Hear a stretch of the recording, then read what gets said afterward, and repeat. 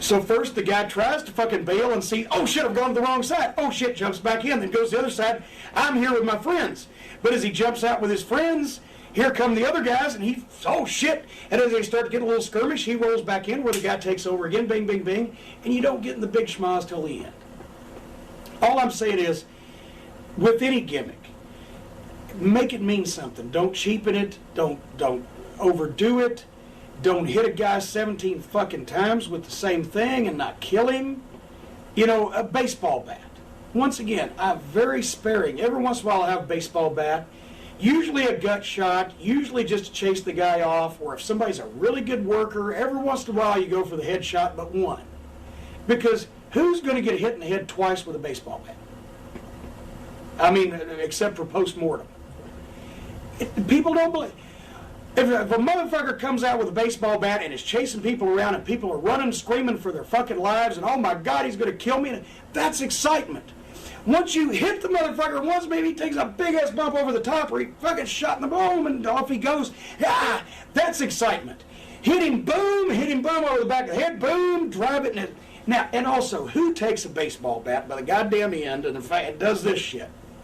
I did it with a tennis racket because actually there really is no accepted way to hit a motherfucker with a tennis racket. I pretty well invented that. So we can do like that, we can do like that, we can do whatever we want. But with a baseball bat, you're pretty well going to hit the motherfucker, right? Hit him 5 times, people are going, oh, fuck. Because it don't make sense. But everybody's trying to go one further. Everybody's trying to do something better. Everybody's trying to get, I'm going to get myself over. I'm going to hit the son of a bitch 7 times with a baseball bat with nails sticking out of it. Well, then you're a big fucking pussy if he ain't dead. If I'm invited to the funeral next week, you're over. Otherwise, fuck you. It's stupid. How about like a title match, like a world title match? What can a guy do in a world title match to make that separate or stand apart from like a regular match? Keep his mouth shut and his ears open and listen to everything the champion tells him. Because the champion wouldn't be the champion unless he knew what he was doing, in most cases. This is one of those that the times may have changed because there's so many title matches now. And fans my age and people that were fans when I was a kid, they could remember the dates and places and times and cities that every title changed hands in. You could go from Pat O'Connor, Gene Kiniski, Dory Funk Jr., Harley Race, Jack Briscoe, blah, blah, blah, and quote it. And now titles change so often that you can't keep track of it. It doesn't have the same meaning. But when I was a kid and I got a chance to see a world title match, it was once a year that I'd see it live. And I'm like, wow. And I mean, even to the point where a lot of the people who were kind of smart, and there was nobody smart in those days like there is now. The first time I ever heard the phrase high spot, I was in Memphis TV dressing room for my first day as manager. That's the first time I ever heard the phrase high spot. Because there was no internet, there were no newsletters, and that shit didn't get repeated.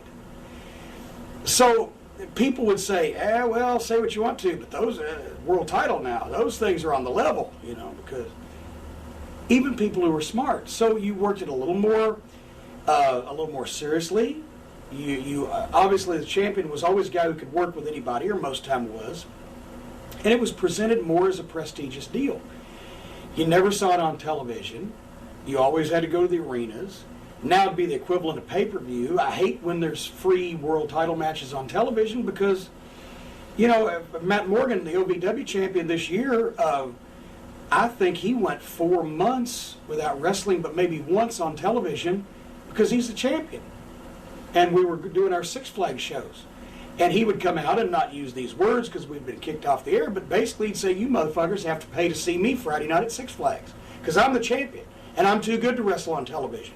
But I will take John Cena or Nick Dinsmore or Big Bad John or Chris Benoit, or whoever it may be, and I'll show them why they call me the Blueprint. And he would talk them into the building.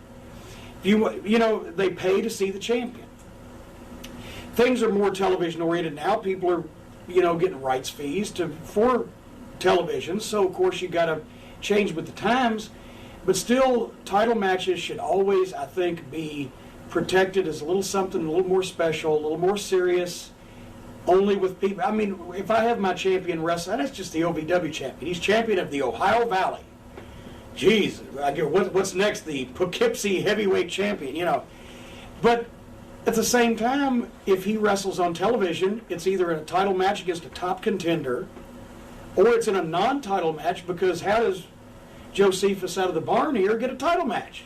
If it's real, if it's something prestigious that people should want and go for and fight for and want to possess, then how does the fourth guy from the bottom of your babyface, roster get a title match? Because you want to have a title match on TV. Well, fuck. Big shit. People are going, we don't give a fuck, so it's a title match. The guy ain't going to win, so you're just devaluing your title matches.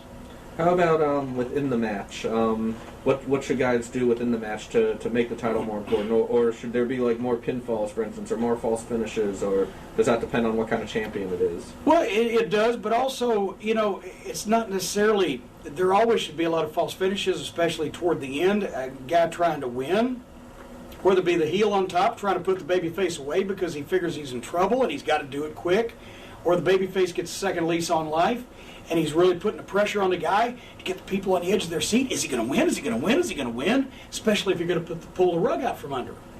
But that's for any great main event match. It doesn't necessarily have to be confined to a title match.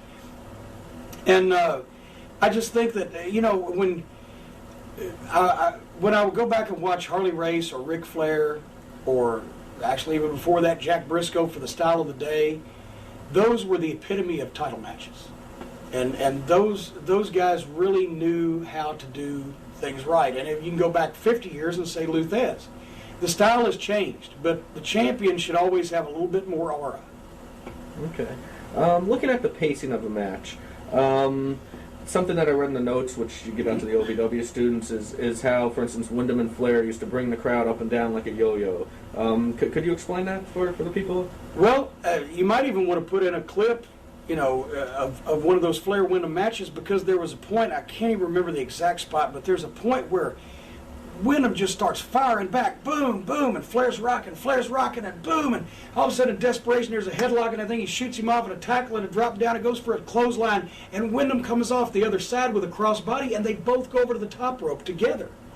So you've got all of a sudden boom, boom, boom, and they start coming alive, and now they're running. People go, oh shit, where's this going to end up? Crossbody over the top rope, poof.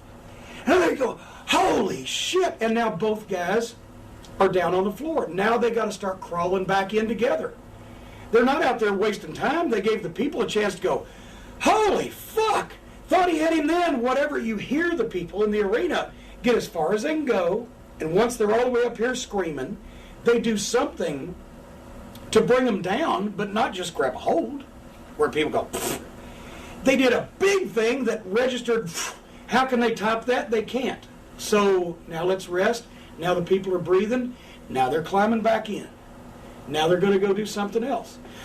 A lot of times with the Midnight Express matches, what we would do is, if I was going to get nailed by the babyface, that would be the spot right before we get the heat. Because the babyfaces would look good, boom, boom, boom, boom, boom, and I'd get more frustrated, and they'd get more frustrated, and finally we'd get into something where they chased me, I'd run in, double knockout, or I'd be up, and they'd bonk them and nail me, boom, and down I'd go, and I'd be on the floor, and once I got hit. So now remember this, when your managers, or your girls, or your referees, or your announcers, or your seconds, or whoever, non-wrestlers, when they get in a fight, it naturally gets more reaction than the wrestlers, because not necessarily they're more over, but they see 20 wrestlers beat the piss out of each other every night that they go to wrestling, but the manager only takes a bump or two, or the girl only takes a bump or two, or the announcer only takes a bump every so often, or the referee's only getting a fight once in a great while. So that's more special.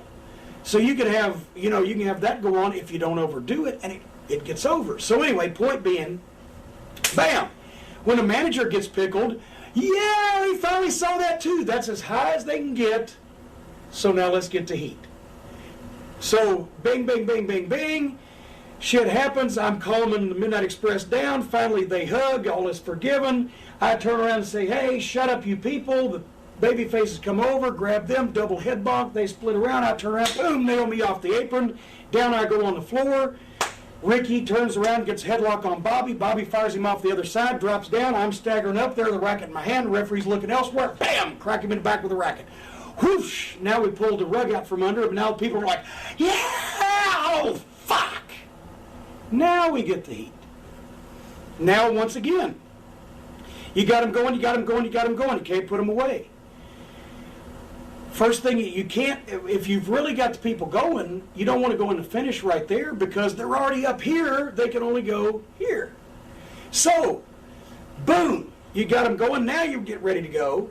Grab a chin lock. Let him start to fight out. Boom, boom, boom. Make the tag. Slam. Rocket launcher. Boom. 1, 2.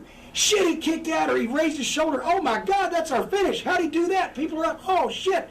Grab him. Bobby tag Stan. Bobby tag Dennis. Bobby tag somebody. Shoot him off. Flapjack. Boom. Goddamn cover. 1, 2. Hoot makes a save. Bam. Holy shit. Referee's putting Gibson out. Bobby grabs a fucking headlock.